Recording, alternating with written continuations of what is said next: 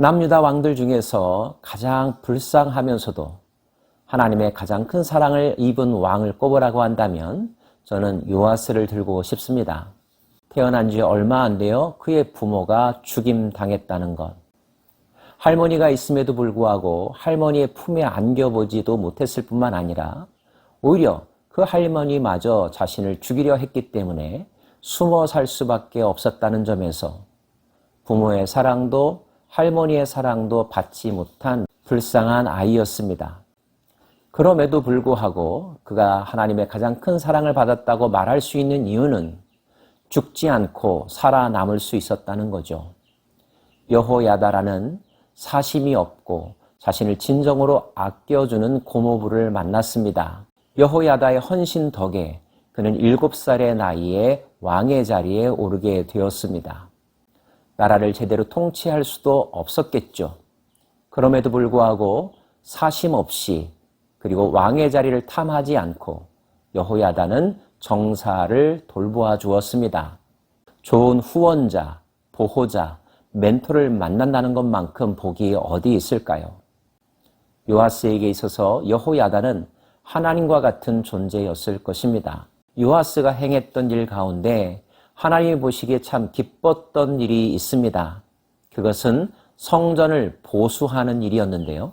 그의 할머니 아달랴는 바알 신상을 유다 땅에 들여와 여기저기 세우고 성전 제사와 성전 건물의 기능을 파괴해 버렸기 때문입니다. 요아스는 왕으로서 하나님을 예배하는 자로서 하나님의 집이 다시 온전해질 필요를 강력하게 느꼈던 거죠. 그 후에 요아스가 여호와의 전을 보수할 뜻을 두고 제사장들과 레위 사람들을 모으고 그들에게 이르되 너희는 유다 여러 성읍에 가서 모든 이스라엘에게 해마다 너희의 하나님의 전을 수리할 돈을 거두되 그 일을 빨리 하라 하였으나 성전 보수를 위한 펀드, 기금 조성을 위해서 모금을 실시했다는 것입니다. 그런데 그것이 생각만큼 빨리 그리고 많이 거두어지지 못했습니다. 그럴 만한 사정이 있었겠죠. 하지만 요아스는 포기하지는 않았습니다. 왕이 직접 나서서 헌금 모으기를 챙겼다는 것입니다. 결과는 어떠했을까요? 백성들의 지지를 이끌어냈습니다. 그들은 자기 형편대로 여호와의 전을 위하여 내야 될 몫을 즐거이 최선을 다하여 기부했습니다.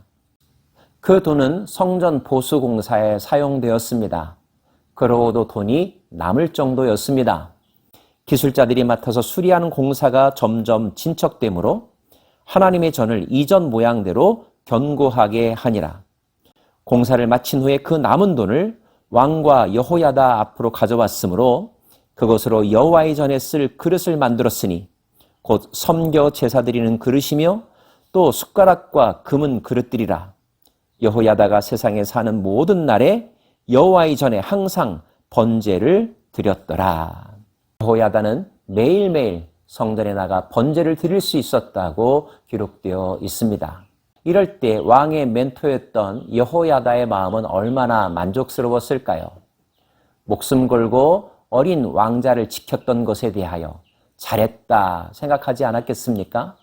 하나님께서 기뻐하시는 일을 했다고 스스로도 자신을 기뻐했을 것입니다.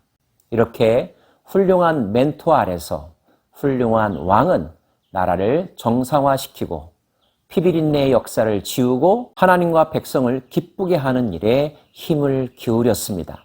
그러나 안타깝게도 요아스의 이런 선한 지도력은 끝까지 가진 못했답니다. 어떤 일이 일어났을까요? 여호야다가 나이가 많고 늙어서 죽으니 죽을 때에 130세라. 무리가 다윗성 여러 왕의 묘실 중에 장사하였으니 이는 그가 이스라엘과 하나님과 그의 성전에 대하여 선을 행하였음이라. 그는 대제사장임에도 불구하고 왕실의 묘에 안장되었습니다. 그만큼 백성들의 존경을 받았다는 것이고 하나님이 그의 인생을 그가 한 모든 일들을 인정해 주셨다는 증거이겠죠? 문제는 그가 사라지고 난 다음에 일어났습니다. 여호야다가 죽은 후에 유다 방백들이 와서 왕에게 절하매 여기까지는 별 문제가 없어 보입니다. 여러 백성들의 지도자가 왕과 함께 정사를 논하고 왕을 도우려 했다는 뜻이니까요. 그런데 문제는 그 방백들의 마음이 하나님 보시기에 순전하지 못했다는 것입니다. 왕이 그들의 말을 듣고 그의 조상들의 하나님 여호와의 전을 버리고 아세라 목상과 우상을 섬겼으므로 대체 방백들은 어떠한 사람들이었을까요? 그들은 하나님을 두려워하지 않는 사람이었습니다. 그들은 이방의 신, 우상 숭배에 관심이 많았던 사람들이었습니다. 왕의 마음을 혼란케 했습니다. 결국 왕은 그들에게 마음을 빼앗겨 그들과 함께 우상을 섬기는 모습으로 타락하게 됩니다. 하나님의 마음은 더 기가 막히셨겠죠. 분노하셨을 것입니다. 여호와께서 그들에게 선지자를 보내사 다시 여호와께로 돌아오게 하려 하심에 사건을 통하여 기록된 말씀을 통하여 하나님의 사람을 통하여 끊임없이 우리를 부르시는 우리의 현재 위치와 우리가 가야 될 길을 점검하게 하시고 그 길을 떠나라고 부르짖는 하나님의 음성, 그 음성을 요아스가 들었을까요? 그렇지 않았습니다. 여호야다에게도 아들이 있었습니다. 이 아들은 아버지의 영성을 그대로 물려받았던 사람. 그는 하나님의 영에 충만하여 왕과 방백들에게 경고합니다. 하나님이 이같이 말씀하시기를 너희가 어찌하여 여호와의 명령을 거역하여 스스로 형통하지 못하게 하느냐 하셨나니 너희가 여호와를 버렸으므로 여호와께서도 너희를 버리셨느니라 하나. 그렇게까지 이야기했음에도 불구하고 그들은 미동도 하지 않았습니다. 무리가 함께 꾀하고 왕의 명령을 따라 그를 여호와의 전뜰 안에서 돌로 쳐 죽였더라. 신하들에게 죽이라고 허락했던 사람은 바로 요아스였습니다.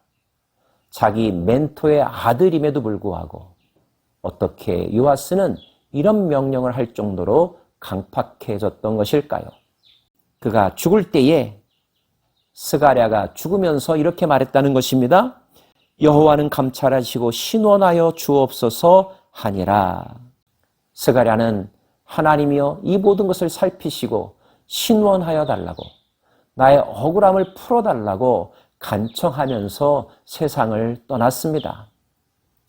우리말에도 누군가의 눈에 피눈물을 흘리게 하면 자신도 피눈물 흘릴 때가 올 거다라고 하는 말이 있습니다.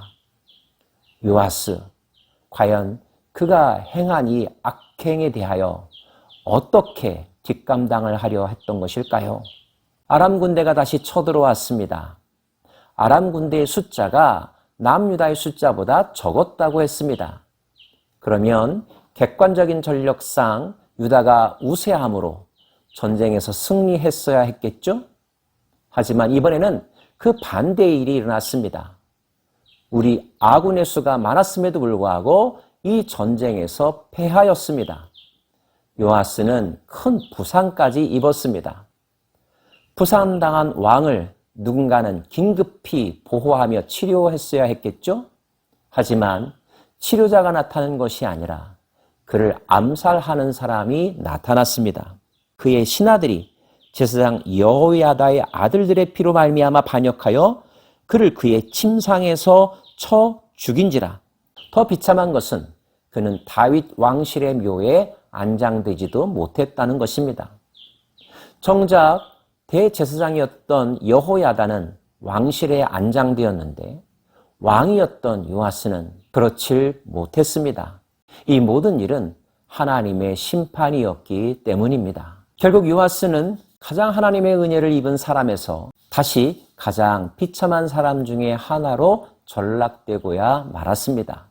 멘토의 중요성에 대하여 우리 모두 같이 한번 생각해 보기를 원하고요. 또 아무리 나에게 훌륭한 멘토가 있다 할지라도 언제까지 그의 신앙에 의존해서는 안 된다는 것. 자신의 신앙으로 홀로서기, 바로서기를 해야 한다는 것도 강조하고 싶습니다. 여러분의 신앙은 부모님의 신앙입니까? 아니면 여러분이 섬기는 교회 목사님의 신앙입니까? 여러분의 신앙은 여러분의 신앙이어야 합니다. 누군가를 의존하는 것은 제한적이어야 합니다. 영원히 지속적으로 누군가를 의존하며 살아갈 수는 없습니다. 하나님을 제외하고는 말이죠. 스스로 홀로서기를 하지 못한다면 언제든 찾아오는 유혹과 공격에 고꾸라지고야 말 것입니다. 요아스가 그러했죠? 사랑하는 여러분, 마음을 지키십시오. 믿음을 지키십시오. 그리고 여러분의 하나님, 여러분의 신앙 고백 분명하게 선포할 수 있기를 원합니다. 기도하십시다.